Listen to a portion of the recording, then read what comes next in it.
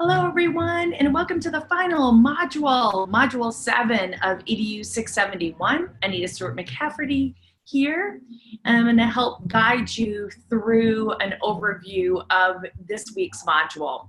So Module 7 focuses around leading change and managing conflict. One of the through lines that you will notice throughout our program, many of our courses will keep coming back to this idea of how do you lead change. Our guiding questions for this week are: how do we effectively lead change within our organizations? Which aspects of leading change are the stumbling blocks for your organization and perhaps for you?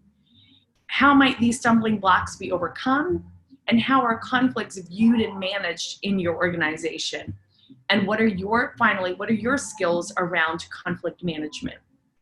The two major objectives for Module 7 will be for you to be able to describe strategies for effectively leading change within an organization and to be able to explain how conflict can be effectively managed within an organization. During this final module, you will really be focused on your final paper.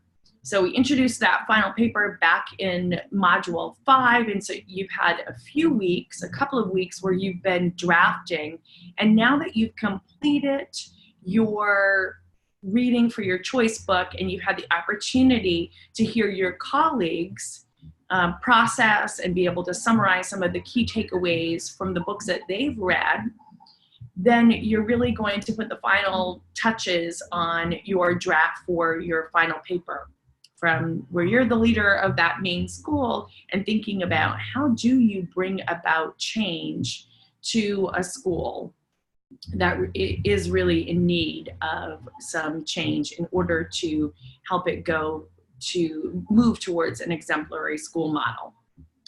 In the discussion board, you'll focus around conflict resolution, where I'm looking for you to be able to share examples with one another of conflict resolution skills that you've witnessed school leaders being able to apply in situations, and perhaps it's conflict resolution strategies or skills that you yourself have used. And so talking about the situations and what's worked when you've used those strategies or when you've witnessed other people using those strategies.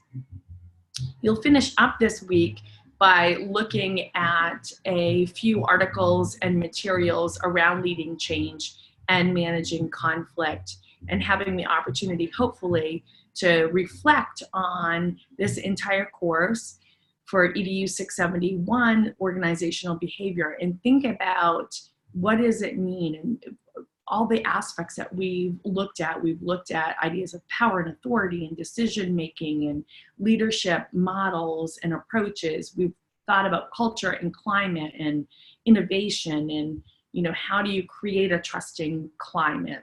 How do you consider issues around equity and diversity and fairness? And how do you help to create that inclusive kind of environment within your organization?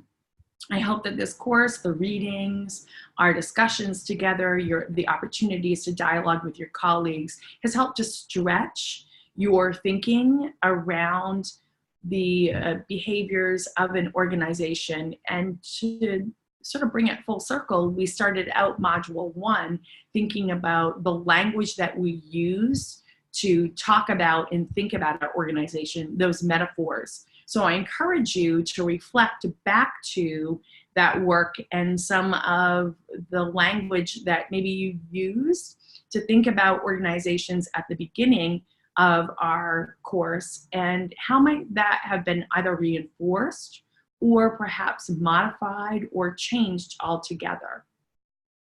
It's been a pleasure working with you. I look forward to learning with you in future courses. Enjoy the Module 7, and again, congratulations on finishing an accelerated course. Bye-bye.